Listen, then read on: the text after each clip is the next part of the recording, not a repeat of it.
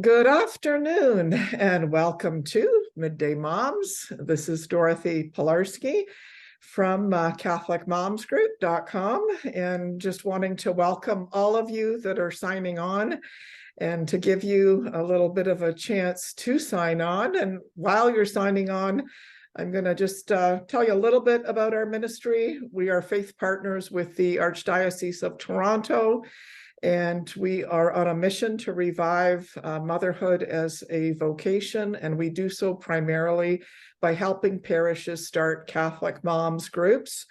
Many of our Catholic moms group leaders they absolutely love and adore and look up to Kendra Tierney, so we're so blessed to have Kendra on as a guest today. Because, we defer to many of her resources. So a big warm welcome to Kendra. And we're, going to be touching on a sensitive, topic today. And I just beg all of you, as you're listening, to be praying at the same time. And so a big warm welcome to Kendra Tierney. Some of you may know Kendra. Some of you might be meeting Kendra for the very first time. If you could say hello to Kendra in the chat box. We always love knowing who's here.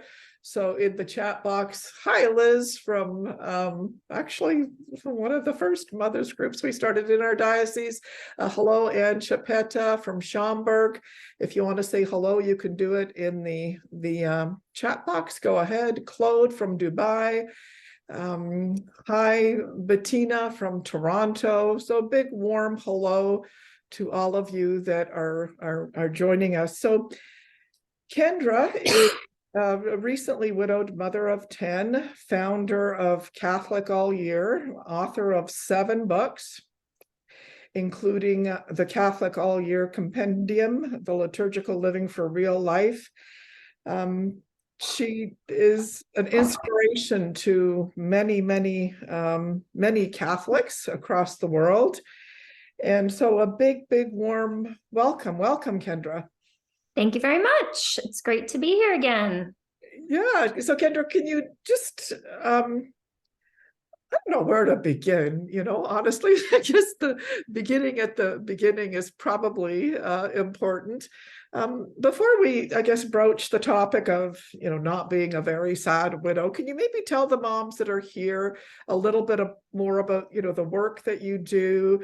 If they want to learn more about you, where can they go? I know, moms can become a member of your community, so we'd love to hear about that as well. So so tell us a little bit more about your. Thank you. Yeah, that's great. So my personal sort of passion within the Catholic faith is liturgical living in the home, which is celebrating the seasons and the feast days of the Catholic liturgical calendar in the home with my family. And it's, it started small with, just something that I was doing with my kids, and that grew into a blog called CatholicAllYear.com, became books, the Catholic All Year Compendium and the Catholic All Year Prayer Companion, which give you ideas for how you can celebrate over 100 feast days plus the seasons in your home with your family. And then the Catholic All Year Prayer Companion is a book that can be used on its own or along with the Prayer Companion, that gives the rich deposit of Catholic devotions and particular prayers that are associated with different saints and feast days. That one is a really good way to specifically to involve dads in the in liturgical living in the home. It's a way you can just sort of keep it near the table, and dad can open it up and be able to, lead the family in prayer on those particular days. In addition, on the Catholic All Year website, we also offer Catholic All Year memberships that give you activities and printables and recipes, little calendars with summaries of each day, that are available to members. And we also do a Liturgical Living subscription box where we ship the supplies to celebrate 3 feast days each month in the home as sort of a way to, you know, either make it easier or just show you what it might look like and inspire you to, you know, be able to manage those things on your own. Finally, we have a show on Formed, on the Catholic streaming network Formed.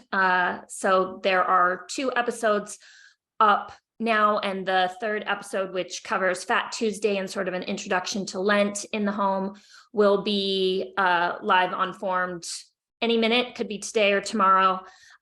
So that's been something we've been working really hard on and are so excited to be able to bring, you know, Catholic family content to people. So yeah, that's what I do.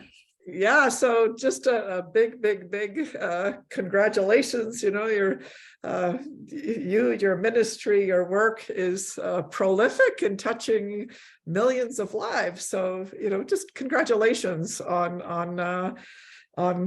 all of your, you know, just remarkable evangelization and, you know, of all the lives you've touched. So a big congratulations.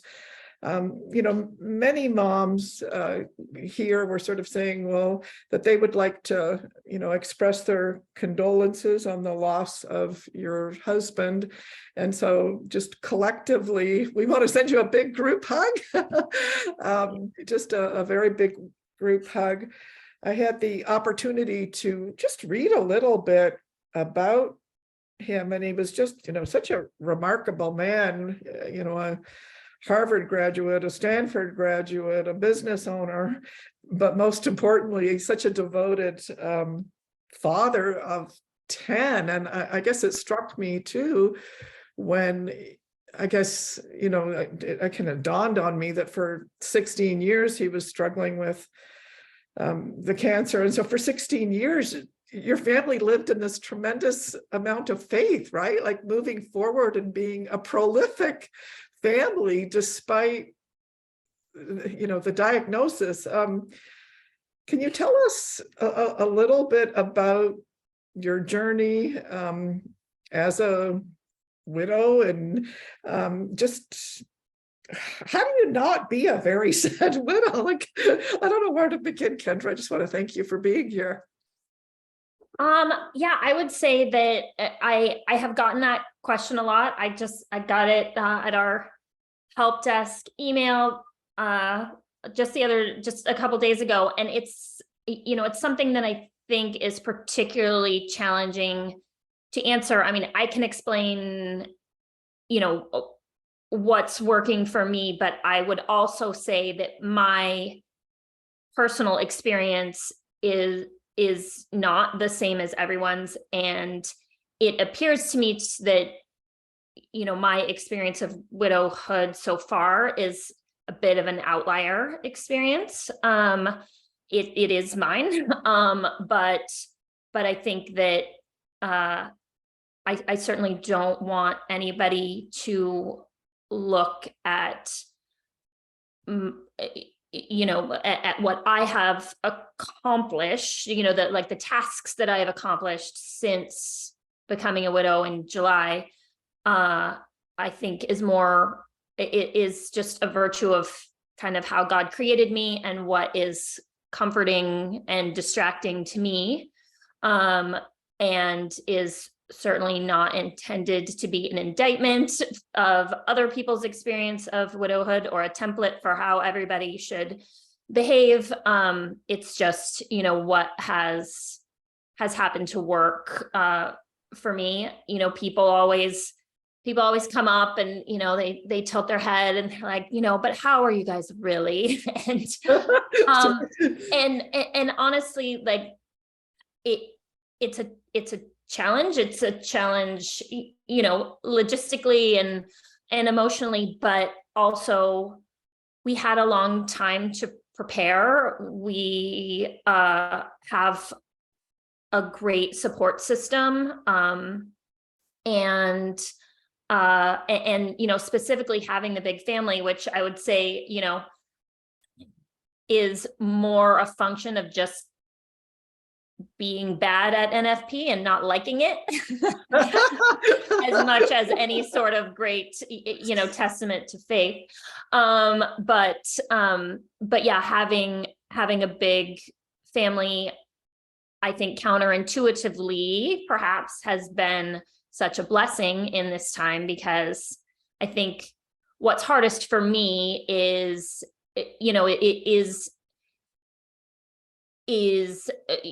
maybe my experience not matching up with what people expect, or or just people not understanding how it's really going for us. But to have my kids here, to have my family, and my handful of good friends who really do get it and understand me and understand us, and allow us to be processing the way that we do is it is great. And so it's been I haven't found anything yet that I don't like about having a big family, but this is another instance where I have found it particularly helpful.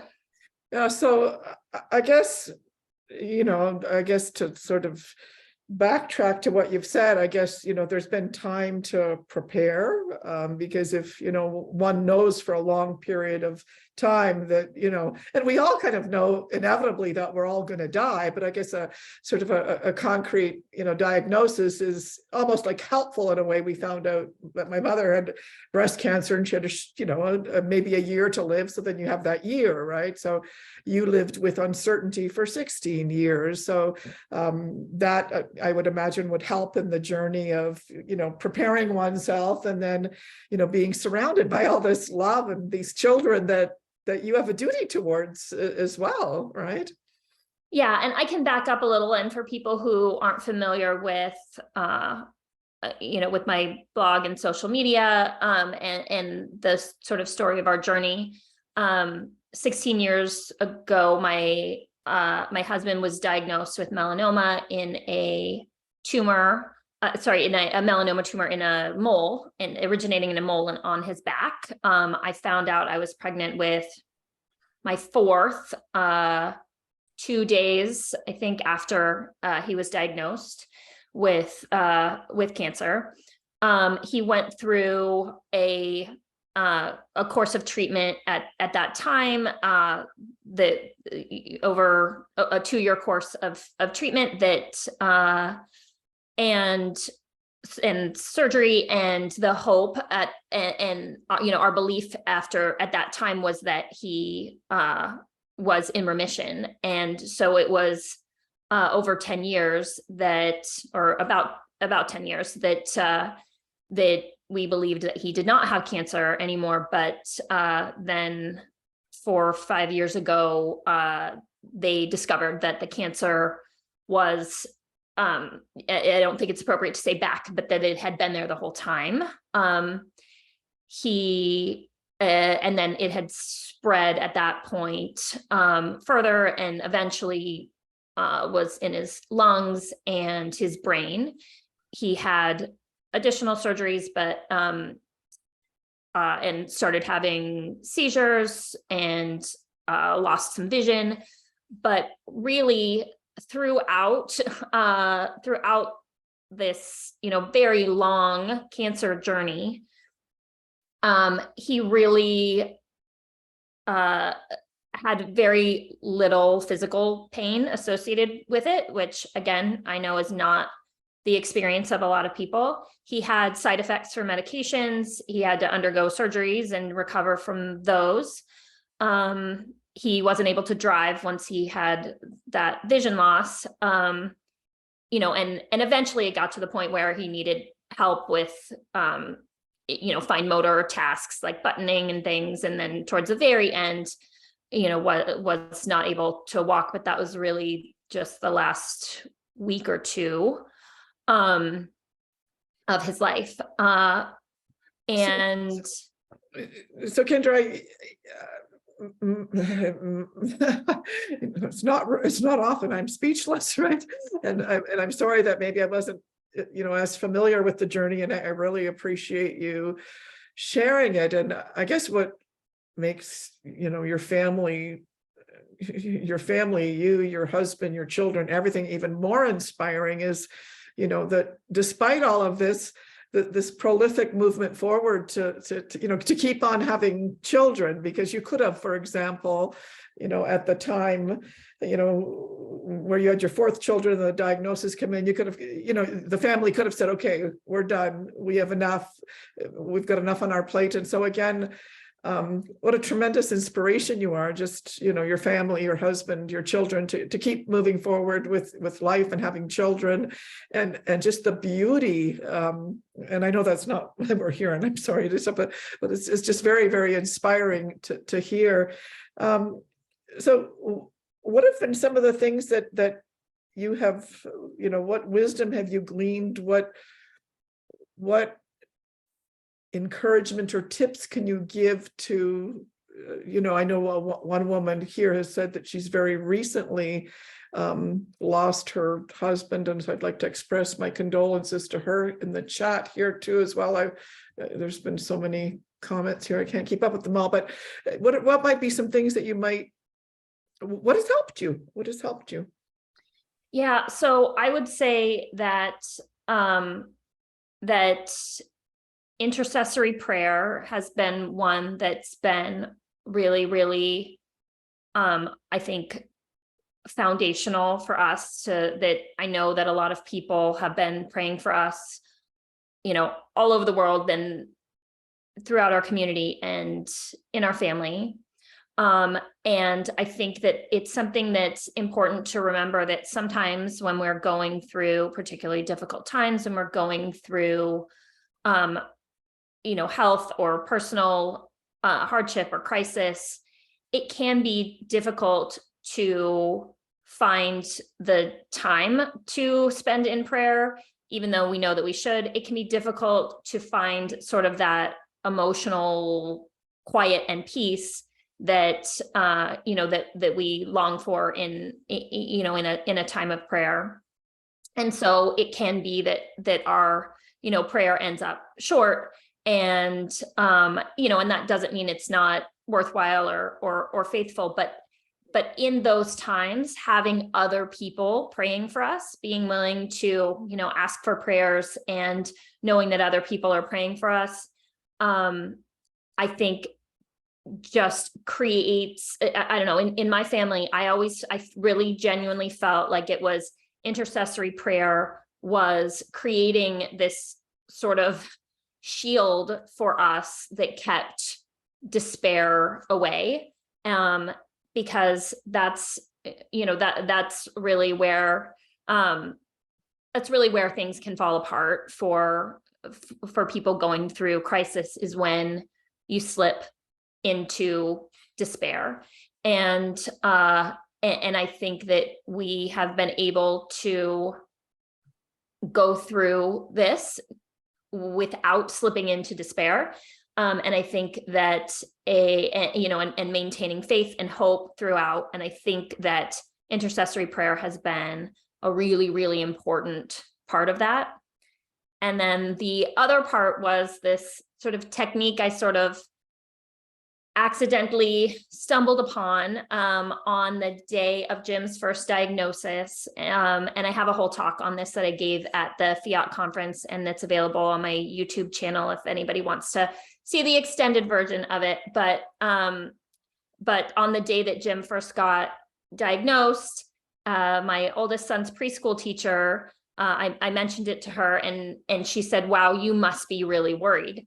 And I don't know, if it's just my sort of contrary nature or if it was a, flash of grace. But I said to her, "You know what? I've decided I'm going to wait to worry."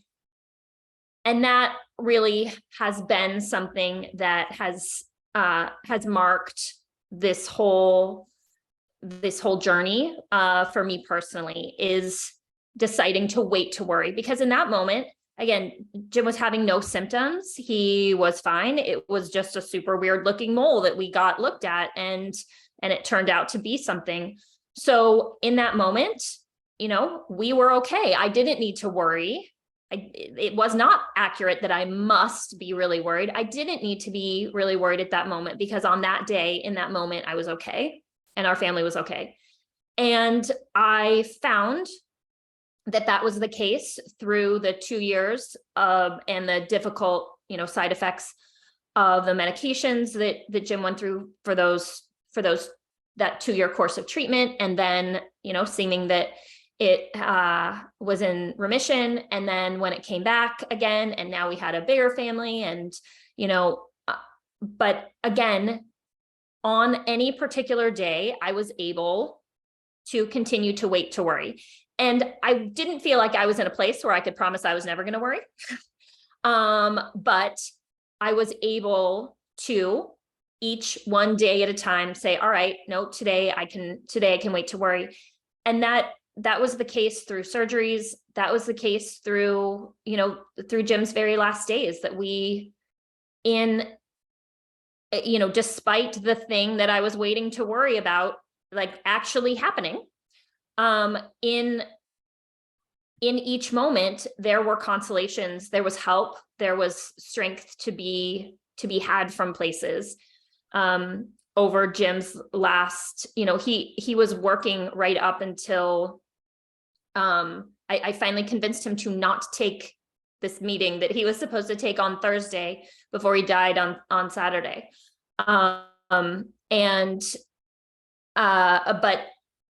But we were really blessed to have good friends who were with us through his final days and hours. I made the decision to, I think as the wife, you don't want to call it and say like, all right, this looks like it. And so, I had that feeling like, I don't want to announce this on social media. I don't want to send out an email to all of our friends, but I'm so glad I did. Because even if it had been a false alarm, it rallied everyone, and we were able to set Jim's bed up in sort of a common room in the house, and we were able to have our friends with us throughout those last couple days, praying for us, praying with him, talking to him, even though he was sort of in a sleep state already, but it was, we were able to have priests come on Thursday. A priest who's a good friend of ours came over and heard Jim's confession, and it was really the last conversation that he had. By Friday, he was in mostly a sleep state, but our pastor came over on that Friday, and Jim had anointing of the sick previously, and in association with his earlier surgeries, but to officially have the last rites, which isn't one sacrament in itself, but is a group of sacraments given at the end of life. So our pastor came over and did the last rites, offered him the Eucharist, and even though he was already sort of in a sleep state, excuse me, I have a little bit of a cold, that he was reading the gospel, and Jim opened his eyes again, and Father Gonzalez asked, do you want to receive the Eucharist? And Jim said yes, and the Eucharist was the last thing that he saw, the last food that he ate, and was the last thing that he saw. He didn't open his eyes again after that. It was the last thing he said, right? He said, yes. I read that. Yeah. I just burst into tears when I read that. I mean, and it's just the kind of thing that our faith provides us so many opportunities for beauty and consolation, even in the darkest experiences. And I take such comfort from that. And this isn't a part of our faith that we see very often. I'm sure there are families in which it is the case, but it's not something that I had experienced before. And it really was beautiful to be able to to do that in community and to have our friends and family, you know, around. And then after Jim passed away on Saturday, you know, we'd been saying rosaries together the whole time, and a priest came and blessed his body, and then our pastor came, and when they were, the funeral home was removing his, was preparing to remove Jim's body from the house, they said to me, you know, usually the family wants to leave for this part. People find it upsetting. And our pastor, Father Gonzalez, said, no way, we're staying. And it took what apparently this funeral home, who has a lot of experience with this, and, you know, they have, I guess, determined that it is upsetting to people. That was not our experience of it at all, that with our pastor there to help us, you know, and sort of, and shepherd us like a shepherd, like a, you know, a pastor should, shepherd us through this. And he said, no, we're staying. And we, you know, finished praying the rosary. They moved my husband from the bed to the gurney, and he was draped with the American flag because he was a former U.S. Marine officer. And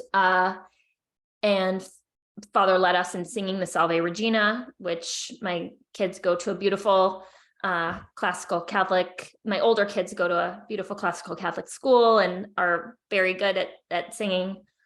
And it turned what, you know, people with experience said was a, you know, unsettling thing to witness to one of my, you know, the most beautiful memory I have of, you know, those last days. And again, it's our Catholic faith that gives those tools and those consolations to us. Yeah, and it's so, you know, it's so rare that, I guess, you know, the typical kind of family has the mindset or the thinking that, you know, the way that we lead our lives and engagement with the sacraments and engagement with the tools, that it can create a beautiful death, a beautiful passing, you know. It was completely different, but my mother's passing, it was like one of the best gifts my mother gave me. And you know, her entire life, she was like, are you praying 3 Hail Marys every day for the moment of your death? I've signed you up for, there's an association in Poland. I'm born in Poland, you know, raised in Canada, but and so there's a whole association that are, you know, that encourages Catholics to join to pray for that moment, and so that it can be a tremendous gift, and it can be like a retreat, right? Like those final days can be like a retreat, and too, it must have given you so much joy to know that he, you know, he died wearing his brown scapular too, you know. What a gift.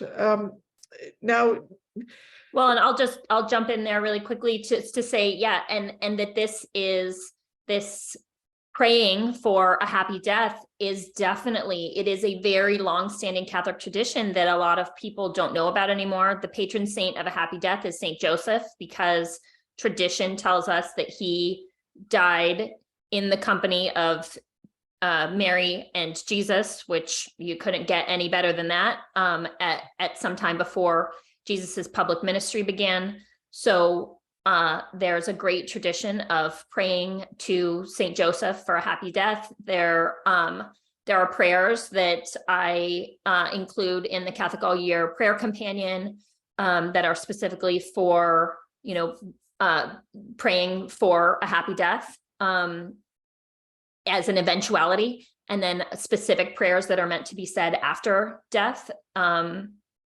because, you know, it's such a blessing when we are able to, you know, have it as this time together and as a prayerful and supported time. And I always tell people now, you know, that as much as Jim did a lot to prepare for our family, you know, as much as he could to prepare for our family logistically, you know, he made us he, you know, writing down passwords that we would need and account numbers, and and, life insurance and all of these things that you do, when you have a little bit of time to prepare. But the greatest consolation was that he had been to confession, that he had made a good confession. And so I tell people, one of the best ways you can love your family is to go to confession regularly, because if God requires your life of you today, that's going to be such a great source of comfort for your family to know that that you had recently confessed your sins. Now, Kendra, I want to, thank you for all of this. Did you have any other kind of like Damascus moments during this time that might be able, because, that beautiful insight and that beautiful strategy, wait to worry, like, okay, maybe you've just broken all, like, I was gonna say broken a dish, don't worry about it. That's such a stupid example, but it's the one that popped up. So this waiting to worry is such a powerful insight and a practical tool. Are there any other kind of Damascus moments, any other flashes of insights that might help other women that are struggling right now? Let's see, I would say, I don't know. So something that I specifically found to be noteworthy is what you're left with in a marriage when all of the sort of more obvious things have been stripped away, that even, Jim's appearance was changed by his cancer. His temperament was changed by the, by the medications that he was on. And so, thinking back on who we were when we first met and got married versus, who we were in those last days. And it just, and thinking about, how, in light of that, how can you choose a spouse when the things that you chose that person for, they can go away. And so what is it that, what is it that we're left with at the end? And I would say that for us, it was both, it was really this commitment to the sacrament of marriage, and, this, and the willingness to radically submit to the will of God. And that those were sort of the things that sustained us through the last few years, and specifically, last few weeks and months and weeks and days. But yeah, as I think back on it, that, those are the things that turned out to be, what we really were left with when everything else was stripped away. Do you have a few more minutes? Because I've got a couple more questions, and I know Sure. I want to be sensitive to your other responsibilities. Is it okay to ask how the kids are navigating his passing? Like how's, Yeah, like, I know. And again, like, I think it's hard because our perception of loss and our perception, of widowhood, I know that we have an expectation of what it's going to be like that's really colored by what we've seen in, on TV and in movies. And there's this expectation that everybody's going to be destroyed. And and again, I don't want to invalidate anybody's particular experience if you were, and that is allowed, but we have not had that experience. And, my daughter, we lost Jim in July, and we, all piled in the car at the end of August and drove my daughter from our house in Los Angeles to Bismarck, North Dakota to start at UMary, which and it was a great trip and a really good way to sort of, be together as a family and do something that had been important to us as a family for a long time, is these sort of road trips that we would do. And it'd been a couple years since we were able to do that. But, so my oldest son is a junior at USC college here in Los Angeles, which has been a great blessing that he was able to, be close and be with us, and is still able to be a support, to me while living there at school. But yeah, Betty was able to start college. My kids haven't missed school. They've been participating in sports. They are big into theater and the school musical and play. And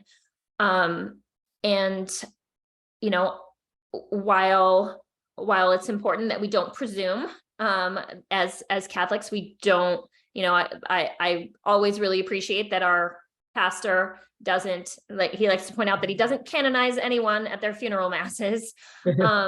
But, if we believe what we say we believe about, living a life of virtue and receiving the sacraments, we have good reason to hope that my husband is in heaven and looking out for us. And so I think that that's contributing to a sense of peace also. But yeah, really the kids are doing well. That's fantastic. That's good news. Now, I have a bit of a theory, and I wanted to run it by you and see what you think.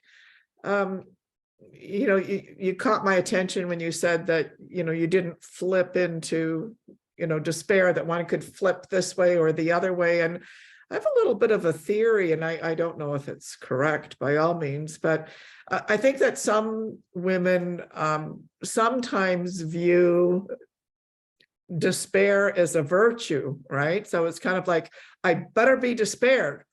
and I think sometimes too that Satan wants us to be full of despair, because if you were full of despair, for example, you wouldn't be able to, do this interview today and help other people. You wouldn't be able to do the additional episodes on, Formed that you've done. And so your despair would be destructive, and not that, again, there's obviously people have to grieve, et cetera, but I sometimes think that it's like, well, I should be in despair, so therefore I will be. And then Satan kind of gets his reins in on us. And I've seen women that lost their husbands 20 years ago, or maybe had a miscarriage 30 years ago, and that despair in them is as real as it was the day that it happened. Do you have any thoughts on my theory? And to pray for the deliverance of. Well, and it is certainly something that I have experienced, that being people's expectation of where we would be, and people being, surprised that we are doing all right. But I would say that obviously, everybody grieves differently, but you're right that despair, as far as, we know that hope is a virtue, and that hope is that belief that they're in the good that awaits us, and in the fact that we have a loving God who cares for us. And the opposites of hope are presumption and despair. So, we can't think like, oh, it doesn't matter what I do, I'll just definitely, I'll get to heaven. And we can't think that, my sins are so bad that I couldn't possibly get to heaven, and and that's despair. But then there are certainly lesser levels of despair where we give in to this grief, and that denies God's goodness and God's loving care for us. And I do think that sort of in this, I don't know, I was going to say in this era of social media, but certainly there are other there are examples throughout time of great public displays of grief, and in, you know, other cultures, it's a big part of the process for them. You know, I think of like Queen Victoria, who wore mourning for her husband for, I mean, decades, I think. But I do think that you know, that it's not the Christian mindset. It's not what we believe as Christians, to give into grief and despair. I will point out, I wore mourning. I wore all black for 6 months. And I actually found that to be really helpful in as I was processing all of this. I think that it's in some ways the way that the sacraments are an outward sign of an interior truth, of, you know, something that you can't see. And I think that you know, where the fact that people don't tend to wear mourning attire anymore, I found it really a good part of the process for me. It sort of gave other people a little, even though, you know, if I'm just walking around the store, people just think I'm a restaurant hostess or something, because lots of people wear all black. But I did think that was an important part of, you know, a important step along the way for me on processing. And it's something that I'm really glad that I did. And I would encourage others to think about doing. And, you know, not just for a spouse, people wear mourning for, you know, for parents or children. And I think that it can help sort of define the, you know, that sort of mourning period. And also.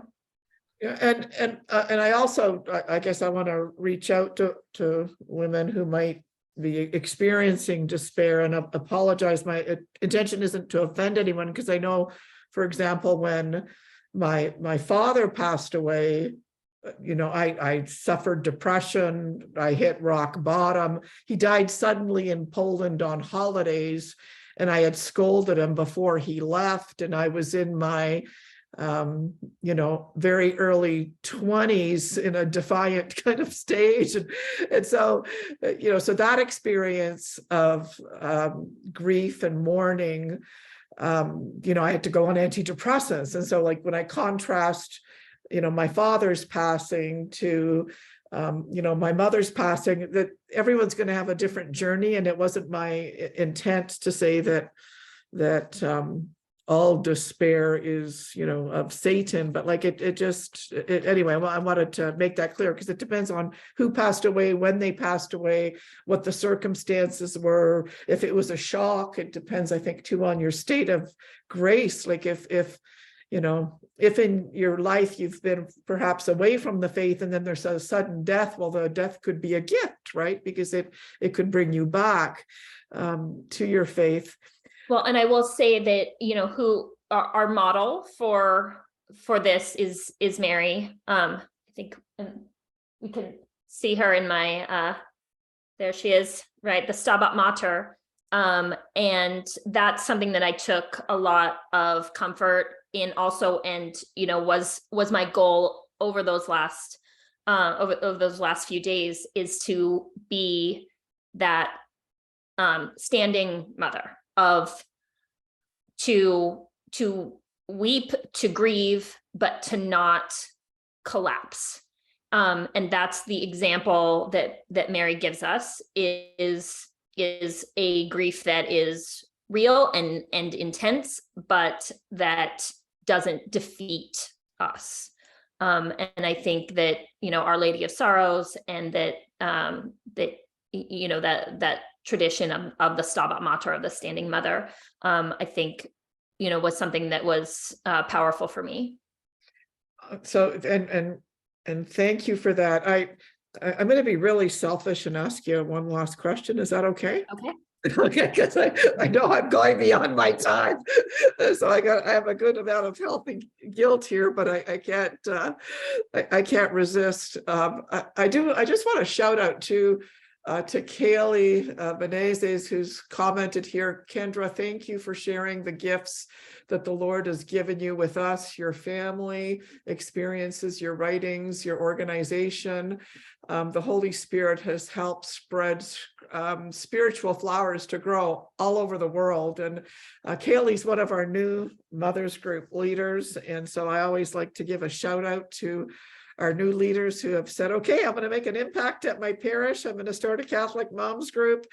We love introducing our Mothers Group leaders to your work, because there's so many tools, right? There's so many tools. So, but the last question I wanted to ask you, and it's a selfish one, and that's in terms of being a public Catholic. Like, I don't think there's anyone in the Catholic world, that hasn't stumbled across your work and you as your person. And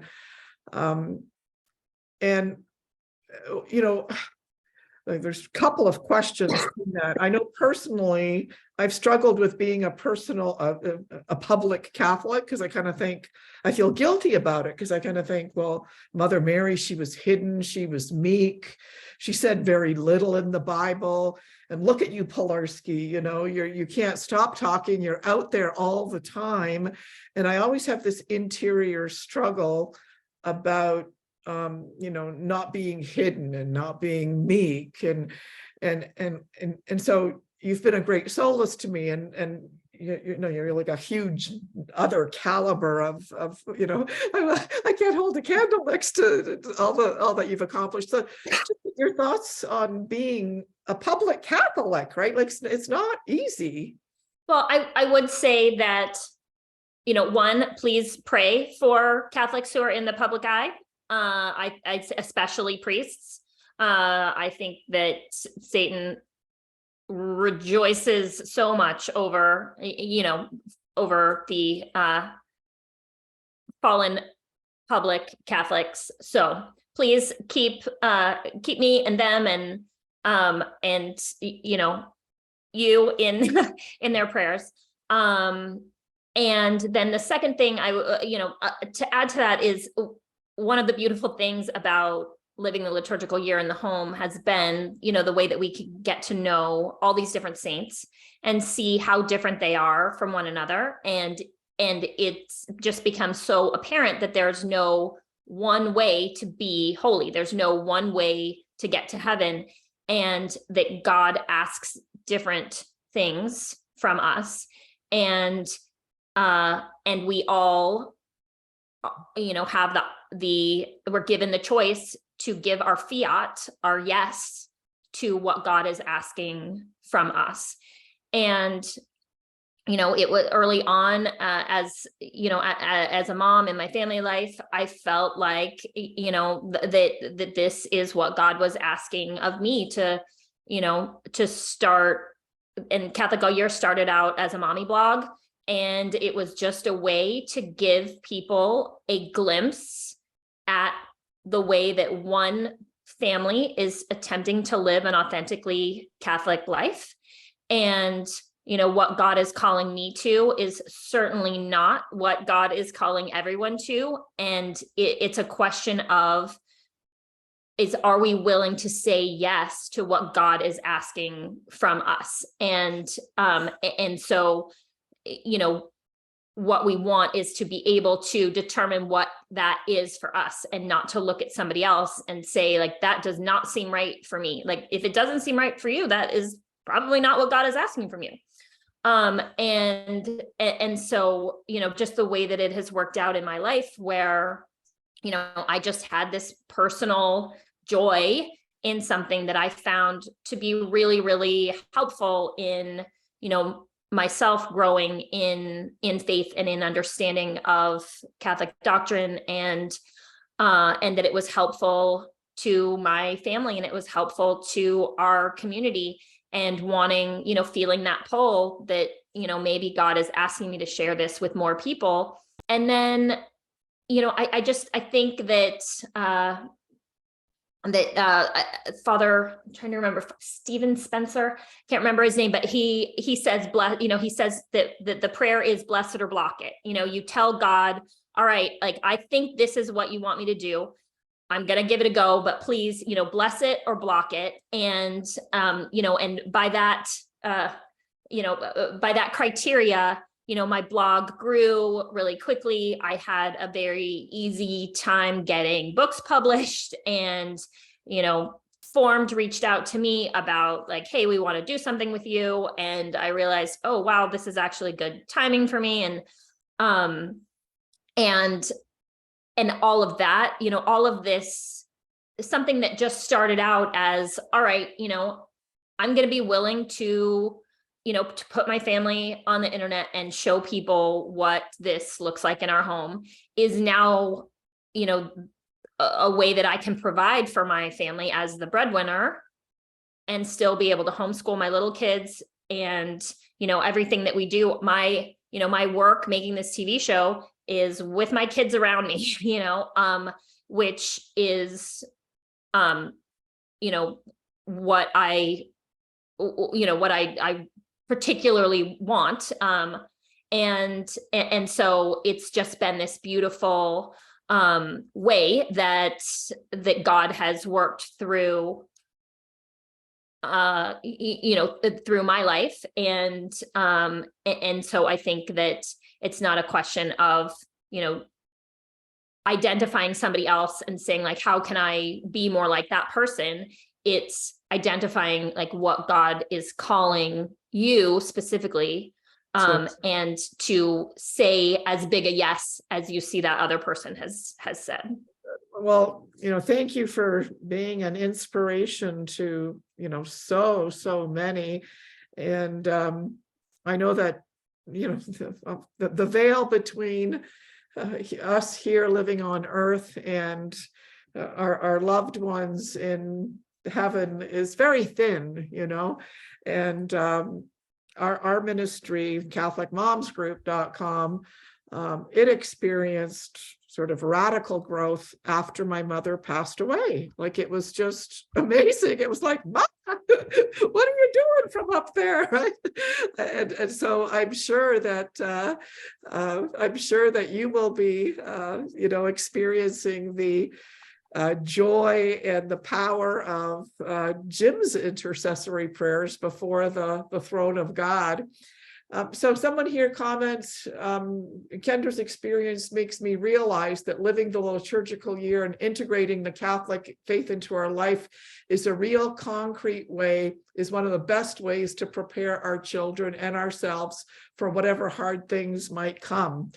And very well said. Has been my experience. Yeah, very well said, Maura Baklinski. Thank you for joining us. So, yeah, and I found too, just in closing, that sometimes Catholics don't do a very good job in supporting other Catholics, like sometimes on social media too, right? In terms of, anyway, so it's just beautiful that you and I could come together. Thank you. We continually. And if anybody wants to do me a particular favor, go Unformed and watch my show, because the more people that watch it, the more episodes I want to make. And you can, a lot of parishes offer free access to Formed, so you can check and see. It's really easy to look on the Formed website, put in your zip code, and see if there's a parish that you go to that offers free Formed subscription, or you can get a free 7-day trial. Yeah, no, that's fantastic. Absolutely. And so I'm going to take a few minutes now to thank you, and then I'm going to stay on for a few minutes after you leave, just to chat a little bit about if moms want to start a moms group, what they might do.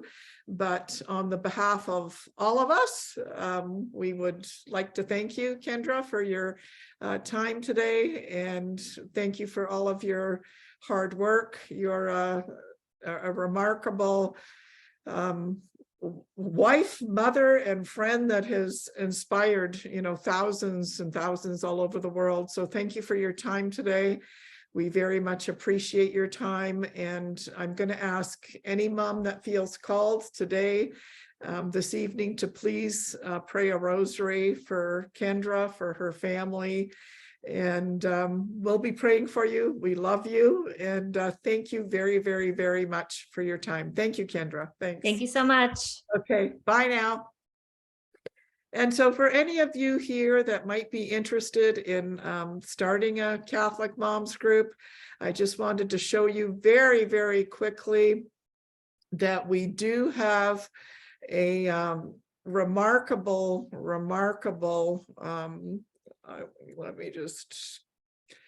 we have a remarkable website and a remarkable membership portal. We can help you start mothers groups for moms only, for moms and tots, and virtual meetings. If you'd like a back-end tour of our membership portal, we can give that to you. We're hoping that one of you will give us your yes. Come, Holy Spirit. Let me just show you the come, Holy Spirit, stop share. I'm having some problems trying to share. Come, Holy Spirit. I don't know why it's doing that. Anyway, I'm having trouble sharing our ministry video, but if you're interested in starting a Catholic Moms group, it's really, really, really quite simple. You write us, we can give you a back-end tour of the membership portal, and we ship you a kit. It has the posters, it has the bulletin announcements, it has a publication, and we've shipped you a mothers group starter kit. I'm sure that, I'm just going to try one last time to see. Come, Holy Spirit. I don't know why it's doing that. Anyway, so thank you for joining us today. We really appreciate you joining us, but starting a mothers group, we have a workshop called How to Start a Catholic Moms Group. We've got a portal. We ship you the kit. In the kit, you have all the materials that you need to start a Catholic Moms group for well over a year.